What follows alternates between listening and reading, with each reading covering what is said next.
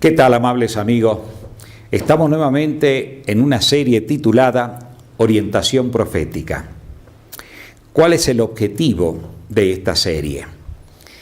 En primer lugar, las profecías son parte de lo que nuestro Padre Celestial reveló en su sagrada palabra para que nosotros podamos comprender toda la historia de la humanidad. Por ejemplo, el primer hombre que Dios llama, el primer profeta, fue Moisés. Y Dios le inspiró toda la historia pasada a Moisés. Cómo fue la creación de la tierra, cómo creó a las primeras criaturas, cómo se introdujo el pecado en el planeta Tierra, y toda la historia patriarcal estuvo prácticamente ilustrada a ese profeta maravilloso. El Espíritu Santo, la obra de él fue inspirar justamente a los profetas. De la misma manera, la Sagrada Escritura nos habla de todo el acontecer histórico, pasado, presente, futuro. Fíjense en cómo el profeta Isaías, en el capítulo 46 de su libro, Dios le habla al profeta y le dice: acordaos de las cosas pasadas, desde el verso 9, desde los tiempos antiguos, porque yo soy Dios y no hay otro Dios, y nada hay semejante a mí, que anuncio lo por venir desde el principio y desde la antigüedad lo que aún no era hecho, que digo mi consejo permanecerá y haré todo lo que quiero. Notemos, Dios revela desde el principio lo que aún no era hecho y desde la antigüedad las cosas que aún no habían acontecido en la historia. En primer lugar, ¿qué lección profunda encontramos aquí nosotros? Que nuestro Padre es omnisapiente. Sabe todas las cosas, es omnipotente, todo lo puede. Qué hermoso saber que tenemos un Padre que nos puede guiar para que nosotros comprendamos las cosas que han sucedido, que suceden y sucederán también en el futuro.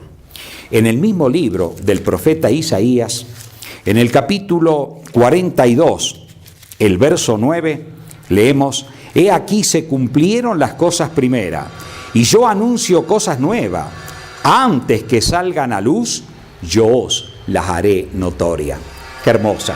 Antes que ocurran las cosas, nuestro Padre Celestial sabe muy bien. Y saben, no es que Dios planifique cómo se va a cumplir la historia, no. Sino que Dios en su omnisciencia ve el desarrollo que van a tener los sucesos, sean estos de las naciones, de los individuos. Es decir, Él ve de antemano la película y entonces Él relata los sucesos, cómo se van a planificar de acuerdo a las decisiones humanas. ¿Cómo es que Dios revela las cosas? ¿De qué manera? ¿A quién utiliza Él para revelarnos todas estas cosas? Dice el profeta Amós en el capítulo 3 de su libro y el verso 7, porque no hará nada Jehová el Señor sin que revele su secreto a sus siervos los profetas. Es decir, los planes y propósitos de Dios están perfectamente revelados a través del instrumento humano. El profeta es el instrumento, es el amanuense en las manos de Dios, bajo la inspiración del Espíritu Santo, escribe los sucesos que ocurrieron y que ocurrirán en la historia. Por ejemplo, cuando Dios llama al profeta Jeremías, en el capítulo 1, el versículo 4 en adelante, el Señor le dice lo siguiente: vino pues palabra de Jehová a mí diciendo: antes que te formase en el vientre te conocí, y antes que naciese te santifiqué, te di por profeta a las naciones. Y yo dije: Señor Jehová, he aquí, no sé hablar porque soy niño. Y me dijo Jehová: no digas, soy un niño, porque a todo lo que te envíe irás tú y dirás todo lo que te mande. Qué hermoso. O sea, el profeta es solamente el instrumento. Dios lo llama. No importa la capacidad que éste tenga. Dios mira el corazón, la integridad de esa persona para cumplir el propósito divino. Y Dios dice acá claramente: para lo que yo te envíe irás y dirás todo lo que te mande. Sí, mis amigos. Ese es el profeta. Así que por lo tanto las profecías son la revelación que Dios hace de los sucesos, ya sea que ocurrieron o que ocurrirán, y es el instrumento el profeta. ¿Qué nos dice el Nuevo Testamento al respecto? Vamos a preguntarle al apóstol Pedro. Allí tenemos nosotros la carta del apóstol San Pedro, y él dice lo siguiente en el capítulo 1 y verso 20 y 21 de su carta. Entendiendo primero esto, que ninguna profecía de la Escritura es de interpretación privada, porque nunca la profecía fue traída por voluntad humana, sino que los santos hombres de Dios hablaron siendo inspirados por el Espíritu Santo. ¿Qué tal? Ninguna profecía es de interpretación privada, porque aquellos hombres hablaron siendo inspirados por el Espíritu Santo. Nadie puede ponerse a interpretar las profecías de acuerdo a su criterio o a su gusto. Hay que dejar que la Sagrada Escritura se expliquen a sí misma. ¿Qué advertencia nos dan los apóstoles con respecto a los falsos profetas que aparecerían? Por ejemplo, el apóstol Juan, en la primera carta, el capítulo 4 y verso 1 nos dice así: Amados, no creáis a todo espíritu, sino probad los espíritus si son de Dios, porque muchos falsos profetas han salido por el mundo. Noten, muchos, no dice pocos. Quiere decir entonces que tenemos que tener mucho cuidado. ¿Por qué? Porque sabemos muy bien que el ángel caído, Satanás y su ejército de ángeles con él, se encargan de engañar a la gente y meten sus instrumentos humanos por todos lados. Lo hacen tomar la Sagrada Escritura, pero le hacen decir lo que la Sagrada Escritura no quieren decir. Y es de ahí que hay mucha incredulidad en la tierra, porque muchas de esas cosas ni se cumplen y entonces la gente se vuelve más incrédula que creyente. Esa es la obra del maligno. Y entonces la pregunta lógica ahora es: ¿y cómo tenemos que interpretar las profecías? Bueno, el apóstol Pedro dice que no es de interpretación privada. Dios mismo se encarga de interpretarla a través de la comparación de texto con texto y pasajes con pasaje. Vamos a preguntarle al Señor Jesucristo: ¿cómo se estudian las profecías? Él, el maestro de los maestros, nos da la clave acerca de cómo nosotros podemos estudiar realmente las profecías de las Sagradas Escrituras. Vamos a ir al Evangelio de Lucas, el capítulo 24 del Evangelio de Lucas. El Señor Jesucristo, después de la resurrección, se encuentra en el camino a Maús con dos de sus discípulos que estaban tristes, lógicamente, por lo hecho luctuoso y el sacrificio expiatorio de Jesús, que ellos no lo entendían. Y entonces el Señor Jesús, después de dialogar con ellos, en un momento dado, miren lo que tiene que decirle. Desde el verso 25 del capítulo 24 leemos lo siguiente: Entonces les dijo: oh insensatos y tardos de corazón para creer todo lo que los profetas han dicho. ¿No era necesario que el Cristo padeciera estas cosas y que entrara en su gloria? Y comenzando desde Moisés y siguiendo por todos los profetas, les declaraba en toda la Escritura lo que de él decían. Miren, Jesús quiso explicar las profecías que concernían a él mismo, las profecías mesiánicas, todo el cumplimiento de lo que ocurrió con él cuando vino a esta tierra. Y todas esas profecías están en las Escrituras. Dice que él comienza desde Moisés, o sea, los primeros libros de la Biblia, Génesis, Éxodo, Levítico, Número, Deuteronomio, fueron los libros escritos por Moisés. Y siguiendo por todos los profetas, le declaraba en toda la Escritura lo que de él decían. Vamos a comenzar viendo cómo en el Antiguo Testamento, en los primeros libros, ya se hablaba de la llegada del Mesías Redentor. No vamos a ver todos los detalles.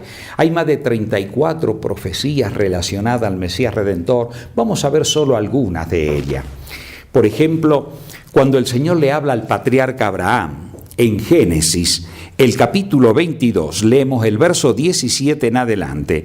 De cierto te bendeciré y multiplicaré tu descendencia como las estrellas del cielo y como la arena que está a orilla del mar. Y tu descendencia poseerá las puertas de sus enemigos. En tu simiente serán benditas todas las naciones de la tierra por cuanto obedeciste a mi voz. ¿Qué le dice Dios al patriarca Abraham? Mira, Abraham, no se puede contar el cosmos. Sabes, Abraham, así voy a bendecirte. Y en tu simiente serán benditas todas las naciones de la tierra.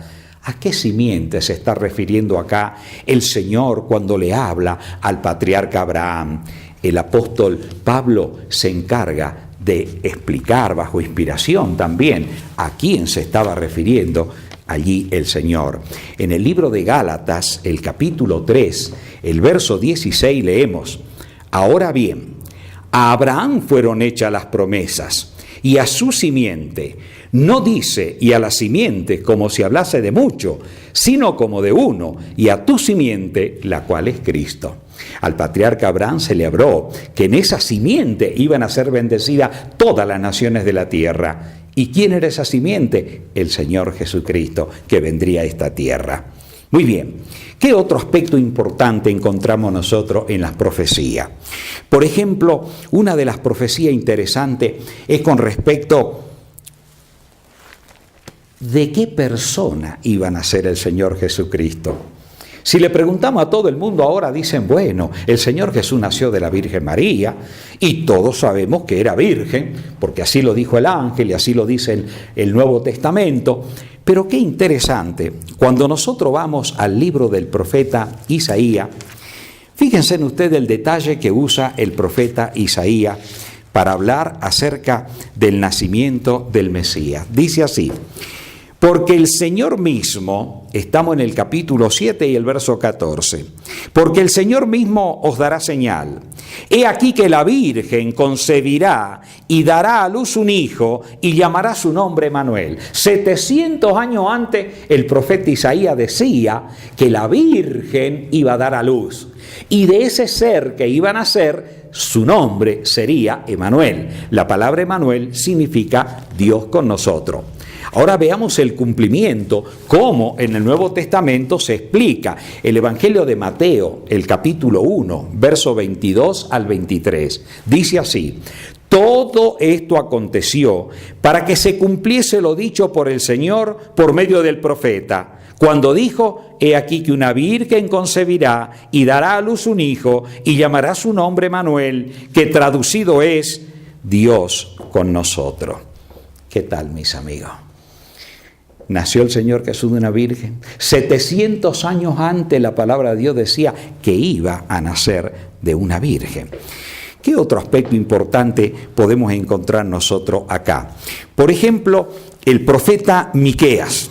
Cuando nosotros vamos al libro del profeta Miqueas, allí nosotros encontramos también el lugar donde el Señor Jesucristo iba a nacer en esta tierra. El capítulo 5, el versículo 2, dice así: pero tú, Belén, Efrata, pequeña para estar entre la familia de Judá, de ti me saldrá el que será Señor en Israel, y sus salidas son desde el principio, desde los días de la eternidad. De Belén saldrá el que será Señor o Salvador en Israel, y su salida, o sea, su existencia, son desde los principios de los días de la eternidad. O sea, Jesús habita la eternidad. Pero del momento que él iba a nacer en la ciudad de Belén de Judea, nacería como hombre del vientre de la bienaventurada Virgen. Ahora, ¿cómo se cumplió esto también? Cuando nosotros vamos al Evangelio de Mateo, el capítulo 2, desde el versículo 1 en adelante, ustedes saben que los reyes de Oriente, los filósofos, los magos, los hombres que estudiaban las constelaciones de los cielos, fueron guiados por un ángel que a la distancia parecía una estrella. Y entonces ellos fueron guiados, ellos tenían los rollos sagrados y estudiaban las profecías. Y miren lo que ocurrió cuando ellos llegan a Belén. Dice el versículo 1, cuando Jesús nació en Belén de Judea, en días de rey Herodes, vinieron del oriente a Jerusalén unos magos, diciendo: ¿dónde está el rey de los judíos que ha nacido? Porque su estrella hemos visto en el oriente y venimos para adorarle. Oyendo esto, el rey Herodes se turbó y todo Jerusalén con él. Y convocado todos los principales sacerdotes y los escribas del pueblo, les preguntaron dónde había de nacer el Cristo. Ellos le dijeron: en Belén de Judea, porque así está escrito por el profeta: y tú, Belén, de la tierra de Judá, no eres la más pequeña entre las principales de Judá, porque de ti saldrá un guiador que apacentará a mi pueblo Israel. Noten, los sacerdotes hebreos sabían muy bien que lo que estaba escrito en el libro de Miqueas indicaba el lugar donde el Mesías iba a nacer en esta tierra. Sí, amigos, las profecías de la Biblia son extraordinarias. todo lo relacionado al Mesías. Por ejemplo, en las profecías encontramos nosotros la matanza. El profeta Jeremías explica lo que iba a ocurrir cuando nacería el Mesías. Ustedes saben que el rey Herodes, indignado, creyendo que ese rey iba a ocupar el lugar de él, mandó a matar a todos los niñitos menores de 2 años. Todo eso estaba profetizado en la Sagrada Escritura. Estaba profetizado el momento que el Señor Jesucristo iba a hacer su entrada triunfal en Jerusalén. Estaba demostrado allí que iba a entrar en un pollino, iba a entrar en una asna, tal cual el Señor Jesucristo lo hizo. Está escrito también en el Antiguo Testamento que un amigo suyo lo iba a entregar y lo iba a vender por 30 piezas de plata. No dice 29 ni 31, 30, exactamente el precio que Judas Iscariote recibió para entregar al Divino Maestro. Allí también estaba escrito todo el proceso de la crucifixión del Señor Jesucristo, de qué manera iba a ser tratado, de qué manera iba a ser insultado allí en el Calvario. Está mostrado que iba a ser crucificado entre 2 ladrones. También la profecía mostraba que iban a echar suerte sobre su vestidura, que le iban a dar hiel con vinagre mezclado. Todo eso estaba escrito en el Antiguo Testamento. Pero vamos a simplificar ahora, solo recordando lo que este gran profeta mesiánico que es Isaías describe los momentos que vivió el Señor Jesucristo y la forma en que lo trataron durante todo el proceso que se hizo de ese juicio injusto contra la persona de Él. El capítulo 53 del libro del profeta Isaías, nosotros leemos allí lo siguiente, desde el verso 13 en adelante. Dice: despreciado y desechado entre los hombres, varón de dolores y experimentado en quebranto, y como que escondimos de él el rostro, fue menospreciado y no lo estimamos. Ciertamente llevó él nuestras enfermedades y sufrió nuestros dolores, y nosotros le tuvimos por azotado, por herido de Dios y abatido. Mas él herido fue por nuestras rebeliones, molido por nuestros pecados. El castigo de nuestra paz fue sobre él, y por su llaga fuimos nosotros curados. Todos nosotros nos descarriamos como ovejas, cada cual se apartó por su camino, mas Jehová cargó en él el pecado de todos nosotros. Angustiado él y afligido, no abrió su boca, como cordero fue llevado al matadero, y como oveja delante de sus trasquiladores, enmudeció y no abrió su boca. Apreciado amigo, te pregunto en esta hora, ¿estaba escrito en el Antiguo Testamento todas las profecías relacionadas a la obra de nuestro Señor Jesucristo, a su sagrado ministerio, a todo lo que iba a ocurrir con su persona y las escenas finales, que son la más dolorosa y triste, pero también son la más gloriosa? Porque el Señor Jesucristo vino a dar su vida por ti y por mí. Saben, amigos, la nación hebrea tenía el privilegio de tener todos los escritos sagrados. Ellos hubieran podido comprender perfectamente la llegada del Mesías prometido. Pero ¿por qué se le eclipsó en su mente la misión del Mesías, del Rey Jesús? ¿Por qué? Porque tristemente el orgullo nacional los llevó a ellos a eclipsar las profecías que hablaban de los sufrimientos del Mesías. Y enfrascaron su mente en las profecías que también hablan de la venida en gloria del Mesías, que es la que nosotros estamos esperando. Pero ni aún así ellos la interpretaron correctamente, porque era tanto el orgullo que tenían, que querían ser liberados del yugo opresor, de sus opresores, del imperio romano, que ellos pensaban que el Mesías iba a ser un rey terrenal. Mis amigos, qué triste, crucificaron al Rey de Gloria. ¿Saben? Nosotros no sabemos el día y la hora de la venida de Jesús. Eso está en la potestad del Padre y nadie puede ponerse a especificar: el Señor vendrá tal día, tal hora, en tal mes o en tal año. Eso no podemos decirlo.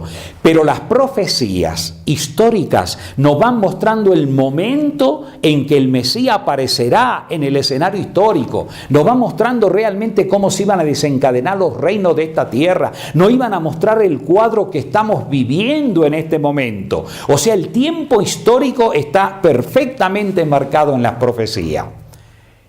Negarnos a investigar nosotros, aunque no sepamos el día y la hora, será tan fatal como fue para los antediluvianos que no supieron en qué momento iba a venir el diluvio. ¿O será tan triste y tan fatal como fue para los judíos, que tenían los oráculos sagrados a su disposición, pero se llenaron de tradiciones humanas y no comprendieron la llegada del Mesías? Hoy en día pasa lo mismo. Los monarcas de la tierra, los religiosos, están proclamando un mundo de paz y seguridad cuando la palabra de Dios nos dice que viene destrucción inminente. Porque Jesús viene. El que va a traer la verdadera paz es Él, en su reino eterno de gloria que nos ha prometido. No es la voluntad humana. Así que en el próximo tema vamos a empezar a ver cómo Dios iba mostrando la caída y surgimiento de los imperios de una forma extraordinaria, milenios antes que ocurran esos eventos. Querido amigo, que Dios te bendiga. Quiero terminar leyéndote un pasaje que está en la primera carta a los tesalonicenses, el capítulo 5 de esa carta. El apóstol Pablo escribe allí lo siguiente: no apaguéis al espíritu, no menospreciéis las profecías, examinadlo todo, retened lo bueno. El hecho de que haya mucha falsedad no significa de que no está lo genuino y lo verdadero. Que Dios te bendiga. Te invito a que vayas leyendo el capítulo 2 del libro del profeta Daniel. Familiarízate con el relato que hay allí. Y en el próximo tema veremos el desenvolvimiento histórico de los reinos hasta que el Señor Jesús venga en su reino eterno de gloria. Es mi deseo y mi oración para ti. Amén.